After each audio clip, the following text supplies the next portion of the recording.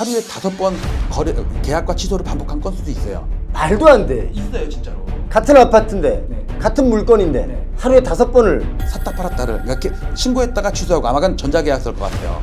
성동구로 치면 센트라스가 그랬어요. 지금 보여드리는 샘플 지역이 날짜별로 정보점 돌파한 순서대로 보여드리는 건데, 성남 분당이 여기 보면 4월 21일날 돌파를 했거든요. 정보점 돌파를 한데 보시면 이때 폭발적으로 늘었죠. 4월달 5월달 이후에 폭발적으로 취소가 또 확 늘었어요. 평상시도 많이 늘었지만.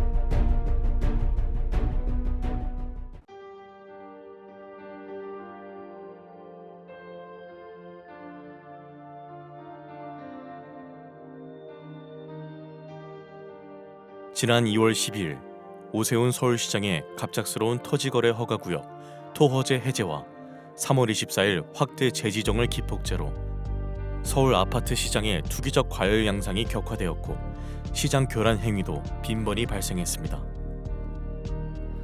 한국은행의 통계에 따르면 부동산이 가계 순자산의 73.7%를 차지한다고 합니다. 좁은 국토와 한정된 토지에서 남들이 들어가 살아야 할 주거 공간에 투기를 하고 막대한 불로소득을 올리고 자랑까지 하는 시대는 하루빨리 종식되어야 합니다.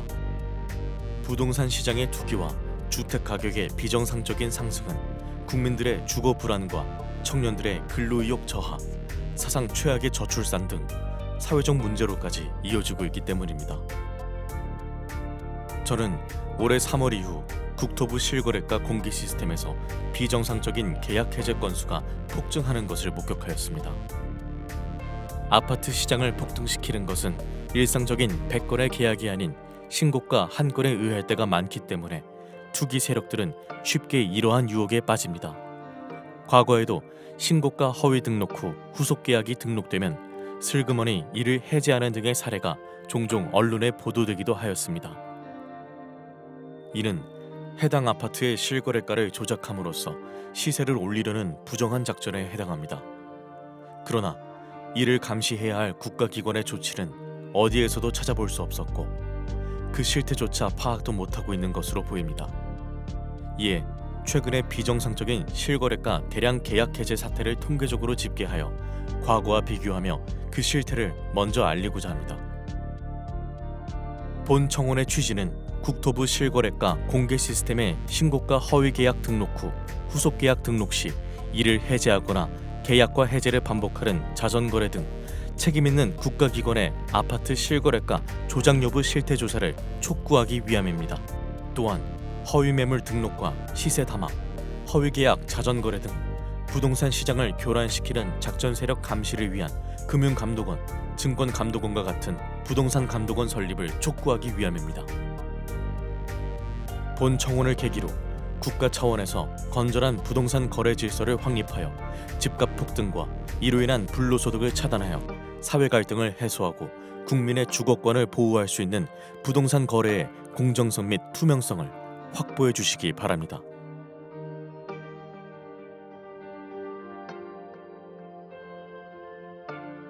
국토부 실거래가 공개 시스템에 등록된 최근의 서울 아파트 매매 계약과 해제 건수를 집계하여 과거와 비교한 특이사항은 아래와 같습니다. 올해 7월까지의 계약 해제 건수는 4,028건이 등록되었는데 그 중에서도 특히 6월에 가장 큰 폭을 기록하였습니다. 해제 사유 발생일 기준으로 6월 한 달간 1,181건이 발생하였는데 이는 데이터가 공개된 2020년 2월 이후 5년간의 월 평균 해제 건수 124건에 비해 9.5배나 되는 이상 현상이었습니다. 거래 증가를 감안하면 서울을 제외한 전국에서는 이 수치가 1.7배에 불과해 타 지역에서는 이러한 현상이 거의 발생하지 않았고 서울에서만 소위 부동산 작전이 실행되었다고 보아야 할 것입니다. 올해 들어 거래가 급증하고 전자계약 활용이 증가하는 추세에서 수정이 안 되는 단점 때문에 계약 해제 후 재신고하는 이유로 해제 건수가 폭증했을 가능성도 있습니다. 그러나 2024년 기준 전자계약 활용 비율은 5.95%에 불과해 여전히 종이계약서 활용 비율이 94%에 이르고 3일 이내 해제 비율도 3.9%에 불과해 단순 실수나 변심으로 인한 해제 건수 급증의 가능성은 적어 보입니다. 특히 서울 25개 구 중에서도 한강 벨트로 일컬어지는 지역에서 계약이 집중적으로 대량 해제되었는데 성동구는 6월에만 108건이 해제되며 지난 5년간의 월 평균 5.3건에 비해 20.5배에 이르렀으며 강동구도 99건이 발생해 19.2배에 달했습니다. 3월 이후 거래가 급증하였다는 점을 감안하더라도 도봉구 2.8배나 은평구 3.7배에 비해 이들 한강벨트 지역에서 20배 전후의 급증세를 보인 것은 일반적이지 않다는 것을 반증합니다.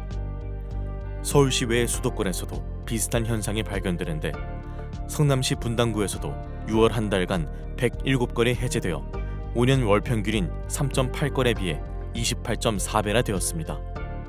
이러한 특이 현상이 서울의 한강벨트 지역에서 집중적으로 발생한 공통점은 2023년 저점에서 2년간 반등을 하던 중 이들 모두 2021년 전후의 전고점 돌파 직전에 있었다는 것이며 2월 12일 토어제 해제와 3월 24일 재지정의 행정 실패 기간을 거치며 거래가 급증했고 해제 건수 폭증을 동반하며 전고점 돌파에 성공했다는 점입니다. 다음에 나열할 1년의 일자별 데이터를 살펴보면 이러한 계약 해제 건수 폭증과 토어제 사이에는 분명한 인과관계가 있다고 추정됩니다. 이번 대량 계약 해제 사태는 오세훈 서울시장이 직접 기획해 1월 14일 서울시청 대회의실에서 열렸던 규제 풀어 민생 살리기 대토론회에서부터 시작되었다고 생각됩니다.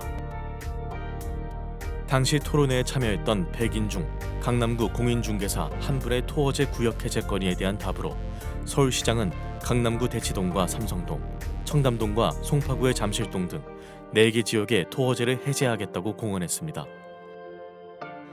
한 달 후인 2월 12일 이들 4개 동은 토어제 지역에서 전격적으로 해제되었으며 이들 지역의 아파트 값은 곧바로 폭등세를 보였습니다. 일몰제였던 토어제는 6월이면 자동적으로 해제될 예정이었음에도 불구하고 서울 아파트 거래량이 감소되었고 매매 가격도 안정되었다는 이유로 사상 최고치를 기록하며 폭등세를 보이던 토어제 지역을 신정부 출범 직전 4개월 앞당겨 전격적으로 해제한 것은 이해할 수 없는 행정이었습니다. 당시 잠실동은 2년 전 저점에서 이미 플러스 28.9%, 대치동은 플러스 24.8% 급등해서 사상 최고치를 이어가던 중이었으며 계엄과 탄핵 등 주무부처가 부재한 무정부 상태를 틈타 급등세는 폭등세로 변하여 7월 현재까지 5개월간 플러스 20% 전후의 추가 상승세를 기록, 2년간 플러스 50%가 넘는 경이적인 기록을 세웠습니다. 그러나 2월 당시 노원구 상계동은 고점 대비 마이너스 26.5% 폭락해 있던 상태였지만 토허제 사태 이후 폭등장에서도 불과 플러스 0.3% 상승하는 데 그쳤습니다.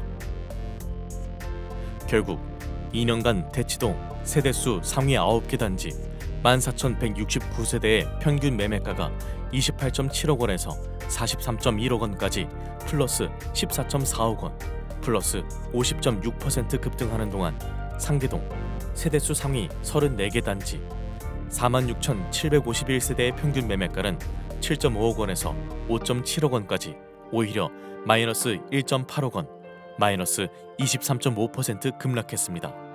두 개 동의 매매가 차이가 2년간 4.1배에서 7.5배로 벌어지는 초양극화 현상이 발생한 것으로 서울시의 규제 풀어 민생 살리기 대토론회에서 시작된 아파트값 폭등 현상은 민생보다는 부자 살리기 결과를 초래하게 된 것입니다.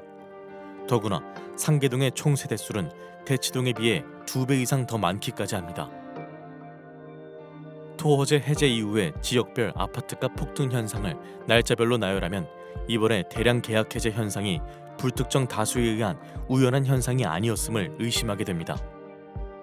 강남 3구 중 작년에 이미 전고점을 돌파한 강남구 및 서초구에 비해 송파구는 작년 8월부터 2월까지 6개월간 전고점을 못 넘으며 정체되어 있는 상태였고 거래는 줄었지만 여타 지역들도 무언가를 기다리는 듯 극심한 눈치보기 흐름을 지속하고 있었습니다. 2월 12일 서울시장의 전격적인 토어제 구역 해제와 함께 서울 아파트 시장은 송파구 잠실동을 위주로 폭등세로 돌변했습니다. 연일 폭등세를 보이던 서울 아파트 시장은 열흘 후인 22일 송파구와 영등포구가 4년 전에 전고점을 돌파한 데 이어 4일 후 마포구, 9일 후 성동구 등 차례로 전고점을 돌파했습니다. 서울 아파트 시장이 폭등세를 보이자 국토부 등 정부 당국에서는 3월 24일 부랴부랴 토호제 지역 확대 재지정을 했지만 이미 전고점을 넘은 서울 아파트 시장은 거래 폭발과 더불어 추격 매수가 붙으며 걷잡을 수 없이 폭등세를 이어갔습니다. 4월과 5월에도 광진구와 강동구 등 한강벨트 나머지 지역뿐만 아니라 성남시 분당구도 속속 전고점을 돌파하는 등 이러한 폭등세는 주변 지역으로 확산세를 보였습니다. 이에 따라 6월 4주차 부동산원 주간 매매 동향에서는 주간 상승률이 성동구 플러스 0.99%, 마포구 플러스 0.98% 등 연율 플러스 50%라는 사상 최고 상승률을 기록하였고 결국 신정부는 출범 이후 처음으로 대출 총량 관리 강화라는 6.27 대책을 발표하기에 이르렀습니다. 이러한 폭등세 속에서 과거에는 전혀 볼 수 없었던 특이한 거래 현상이 목격되었는데 계약 해제 건수가 급증을 했다는 것입니다. 성동구를 예로 들면 3월부터 급증세를 보였는데 특이한 점은 1월부터 6개월간 해제 사유 발생 건수가 규칙적으로 점증했다는 것입니다. 즉 5년 월 평균 5.3건에 그치던 해제 건수가 12월 4건, 1월 9건, 2월 14건, 3월 29건, 4월 55건, 5월 71건, 6월 108건으로 성동구 아파트 지수 급등을 따라 해제 건수도 급증을 한 것입니다. 강동구와 마포구, 성남시 분당구 등 주요 지역에서도 이러한 현상이 발견되었는데 서울 아파트 전체 해제 건수에서도 12월 91건, 1월 157건, 2월 200건, 3월 369건, 4월 428건, 5월 608건, 6월 1181건 등의 규칙적인 흐름은 동일했습니다. 즉, 이들 지역에서는 공통적으로 아파트 가격의 급등 추세를 따라 계약 해제 건수도 동반 급증을 한 것으로 이 중에는 신고가 취소분이 상당수 포함되어 있을 개연성이 큽니다. 계약 해제 건수가 집중된 한강벨트 지역에서는 시가총액 또는 세대수 상위 아파트에서 이러한 현상이 집중되었는데 6년간 발생한 총 해제 건수와 올해 6개월간의 해제 건수를 비교해보면 최근에 단기간에 얼마나 많이 집중 발생했음을 알 수 있습니다. 성동구 센트라스 아파트는 6년간에 63건에 비해 6개월 만에 38건이 발생해 그 비중이 60%가 넘었으며 텐지힐 1단지도 58%가 넘었습니다. 강동구의 아르테온 아파트도 55%가 넘었으며 성남시 분당구도 58%가 넘었습니다.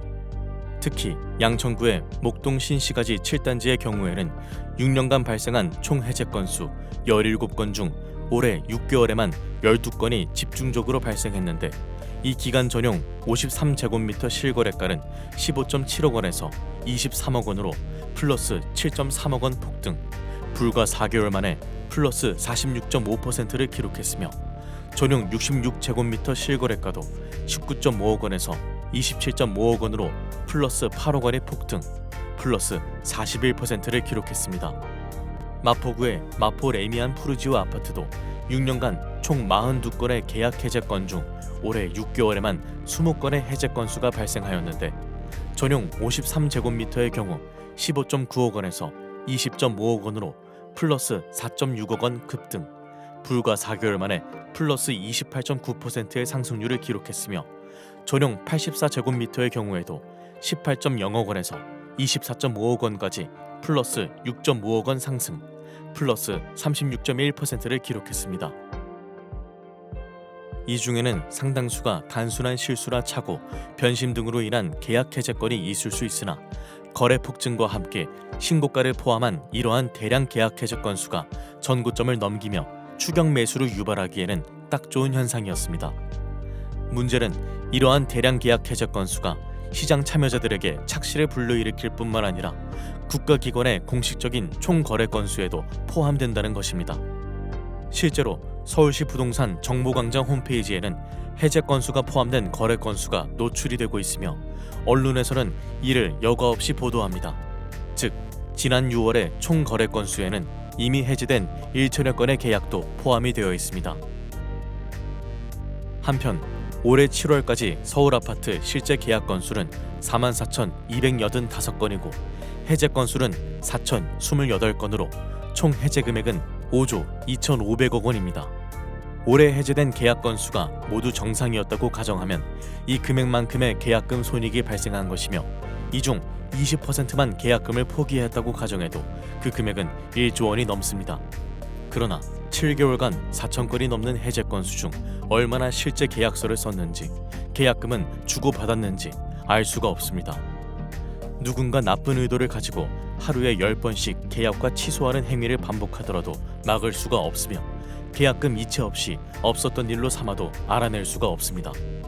또한 실제 계약 건수와 해제 건수 중에는 특이한 차이점을 발견할 수 있는데 이번 폭등장에서 발생한 계약 해제 건수 중 주요 지역일수록 해제 금액이 실제 계약 금액보다 훨씬 더 고가라는 점입니다.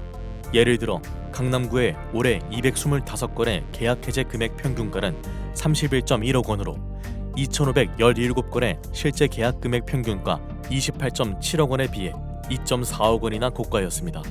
서울 아파트 4,028건의 해제 금액 차이는 142만 원으로 그 차이가 0.1%에 불과한 반면 강남구의 경우에는 무려 8.2%에 이르고 서초구와 영등포구, 양천구도 7% 이상의 큰 차이를 보였습니다. 이러한 사례로 유추해보면 대량 계약 해제 건수 중에는 신고가 취소가 상당수 포함되었음을 예상할 수 있습니다. 지금까지 올해 3월 이후 국토부 실거래가 공개 시스템에서 발생한 대량 계약 해제 사례를 집계하였으며 매매가 변동과의 상관관계를 제 나름대로 분석하였습니다. 이를 바탕으로 수많은 계약 해제 건수 중에는 신고가 허위 계약 등록 후 후속 계약 등록 시 이를 해제하거나 계약과 해제를 반복하는 자전거래로 의심될 만한 정황을 발견하였습니다. 그러나 관계 당국이 아닌 일반 시민에게는 보다 상세한 자료에 접근에 한계가 있고 위와 같은 개인 한 명의 분석만으로 실제 문제가 있다는 것을 단정짓기는 어렵습니다. 이에 저는 국가기관에 이와 같은 청원을 하는 바입니다.